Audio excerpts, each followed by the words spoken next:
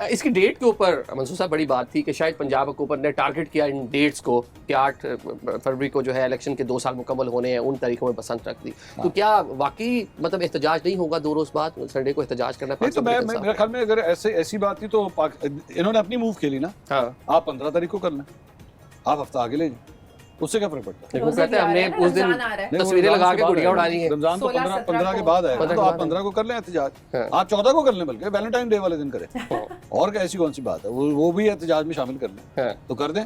तो उसमें एहतजाज तो आप किसी दिन भी कर सकते हैं ना। जरूरी थोड़ी है कि अच्छा जी 8 तारीख को आवाम निकलेगी और 15 को नहीं निकलेगी। अगर आपके साथ एक इशू के ऊपर जो है वाबस्तगी है तो आप 15 को भी निकलेंगे। मैं तो कहता हूँ गलत किया है उन्होंने। अगर अनाउंस कर दी थी 8 की पसंद, आप 15 को कर दें, उसको ट्रांसफर करें उसे। बल्कि मेरी नजर में तो 9 को करना चाहिए, क्योंकि एक्चुअली इनको धांधली का एहसास तो 9 को हुआ था। 8 को तो इलेक्शन हुए थे, उसके बाद फॉर्म 47 और वो सब वो तो 9 को जाके हुआ था, 12 बजे के बाद हुआ था। तो टेक्निकली स्पीकिंग तो आपका एहतजाज 9 तारीख को बनता है। 9 को मार्केट बंद करा के दिखाए ना। इतवार वाले दिन आप मार्केट क्या करेंगे? लाहौर में तो लाहौर तो वैसे ही बंद होता है इतवार वाले दिन। तो आप 9 को करें एहतजाज अगर आपने कर। ठीक है। मैं साहब सुन रहे हैं कि डिफरेंट शख्सियात की तस्वीरें लगाकर पतंगे उड़ाने का भी प्रोग्राम है, तो किसकी गुड्डी आपको इस टाइम ज़्यादा ऊंची नज़र आ रही है? देखिए मेरा ख्याल है कि शायद ऐसा नहीं होगा। जो लोग समझ रहे हैं जी कि पतंगे जो है वो शख्सियात की तस्वीर वाले लोग बनाएंगे, इतना बड़ा आपको नज़र शायद नहीं आएंगी। सोशल मीडिया पे आपको ज़रूर नज़र आ जाएंगी। लोगों को एक जो है अपनी एक्टिविटी से गर्ज होती है, और लोगों को आप एक फेस्टिवल दे देते हैं तो लोगों को इस बात से गर्ज नहीं होती है कि फिर क्या सियासत बहुत पीछे रह जाती है। आज भी आप चले जाएं किसी से, लोगों से मिलें, जाके देखें, आपको लोगों को सियासी माहौल कम नज़र आएगा। और मेरे ख्याल में सियासत को इन चीज़ों से दूर ही होना चाहिए। आप खेल के मैदान में या आप किसी ऐसे तकरीबात में उसको आप हर जगह पे सियासत घुसेट के ले आएंगे तो आपसे नतीजा क्या हासिल करेंगे? क्या वैसे आपको खान साहब की गुड्डी कहाँ नजर आ रही है कि खान साहब जो है वो हवाओं के रुख की दूसरी जानिब गुड्डी उड़ा रहे हैं, मतलब हवा मुखालिफ गुड्डी उड़ाने की कोशिश कर रहे हैं? तो अभी फिलहाल बहुत ऊपर है। अच्छा। जहाँ तक रही बात तस्वीरों की कि खान की गुड्डी वाली तस्वीरें वो नहीं होनी चाहिए, तस्वीरों वाली गुड्डी नहीं होनी चाहिए और मरियम की नहीं होनी चाहिए, तो मेरे ख्याल में अगर हो भी जाता तो इसमें कोई कबाहत नहीं थी। आपने ऐसी चीज़ पे इनकार करके या ममनू करके उस चीज़ को इम्पोर्टेंस दी है।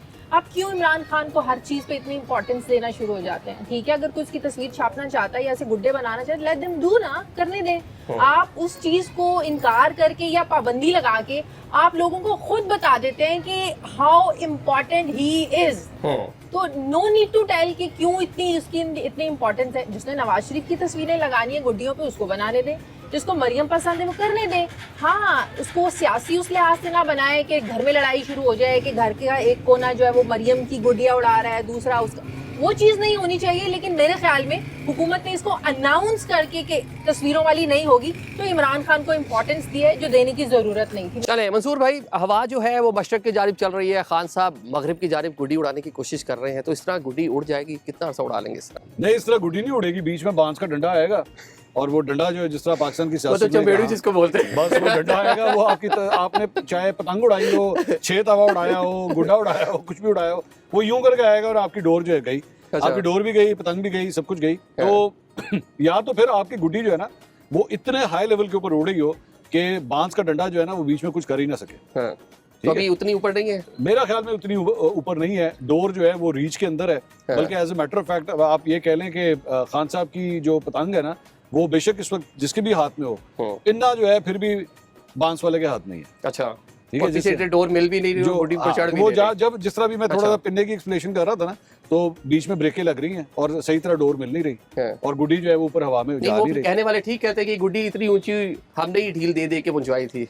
नहीं, वो तो फैक्ट है, उसमें तो कोई दो राय नहीं है। बल्कि मैं तो कहूँगा कि गुड्डी बनी ही जो है वो डंडे की वो लेबोरेटरी के अंदर थी। जिस तरह तैयार की गई, जिस तरह उनके अंदर माहिर पतंगबाज डाले गए और उसके बाद उड़वाए गए, सब कुछ डंडे वालों ने किया। मंसूर भाई, आफ्टर लॉन्ग टाइम बसंत की फेस्टिविटी है, कितना एंजॉय कर रहे हैं? यार ये आपने क्या इंट्रोडक्शन कराया जो पेज कराते हैं तो सियासतदानों के पेज कराते हैं ना, देखें कैसे कैसे। नहीं, I liked it, I really liked it. बात ये है कि मेरी उम्र ना तकरीबन लेट 40s की हो चुकी है, एग्जैक्ट नहीं बताऊंगा। तो एक बड़ी ख्वाहिश थी कि मेरे बच्चे जो है ना वो किसी तरह पतंगबाजी और गुड्डीबाजी कर सकें। एक कल्चर के साथ ना एक अटैचमेंट है, क्योंकि हमने तो बहुत उड़ाई है, बहुत उड़ाई है। बल्कि अब तो कभी कभार डर भी लगता है कि बगैर नेट प्रैक्टिस के मैच के अंदर जा रहे हैं, पता नहीं सही तरह चीज़ें आती भी हैं, तनामे डालनी, गुड्डे को सीधा किस तरह करना है। प्रैक्टिस करवाएंगे हाँ नहीं, वो बड़ी ज़रूरी है। हाथों के ना वो जो मूवमेंट होती है, आपको पता है उसकी भी एक स्पेसिफिक मूवमेंट है, पतंग की डिफरेंट है, गुड्डे की डिफरेंट है, हाथ मारने की डिफरेंट है, तो उसकी भी ना वो प्रैक्टिस भूल गई हुई है। सो वो चेक करेंगे। ये दिन बड़े कम है एक्चुअली, मतलब इससे लंबा तो टेस्ट मैच होता है इससे लंबा तो टेस्ट मैच होता है। तो लेकिन एक्साइटमेंट इस बात की है, लाहौर एक दफ़ा फिर वाइब्रेंट हो गया है।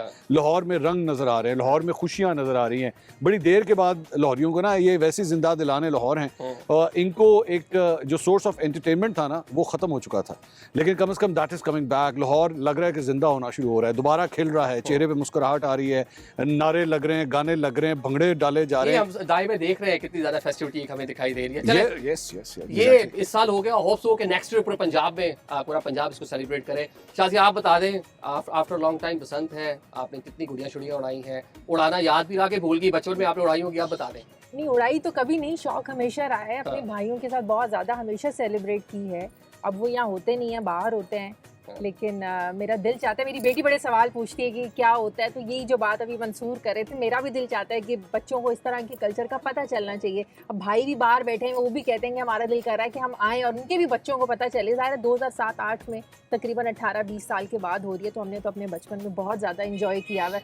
तब तो एक ही रात होती थी ना, अब तो पहली बार हुकूमत ने अनाउंस करके बसंत जो है कल रात 12 बजे से हमने देखा कि थ्रू आउट पतंगे उड़ रही है, पूरा दिन भी। पहले तो काइट फ्लाइंग एसोसिएशन अनाउंस करती थी, तो पहली बार ऐसे हो रहा है कि हुकूमत इतनी ज़्यादा इन्वॉल्व हुई है, और हर जगह हम इतने रंग नज़र आ रहे हैं, लोग स्पेशल कपड़े बना रहे हैं, और इतनी सेलिब्रेशंस हो रही हैं।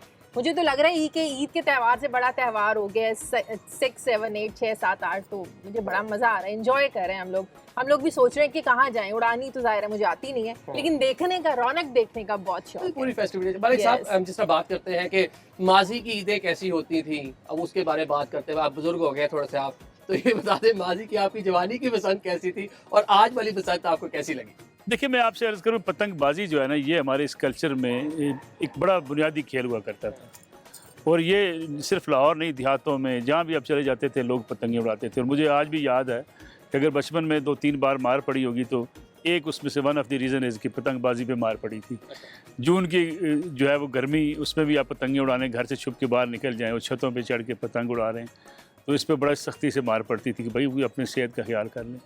लाहौर देखें, आज 4 छुट्टियाँ जब आती हैं ना, कभी भी मंसूर साहब इस बात के गवाह हैं, तो आपको आधा लाहौर तकरीबन खाली नज़र आता है।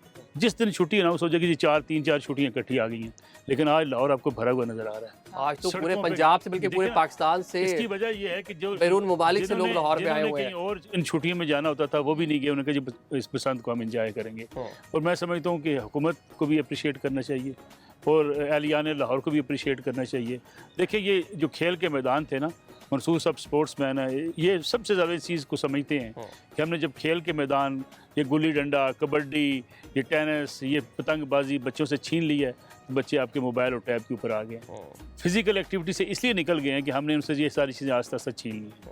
तो ये अल्लाह का शुक्र है कि एक बार फिर आबाद हो रही ये चीज़ें। और पतंगबाजी जो है एक बड़ा पुराना आपका वो खेल है।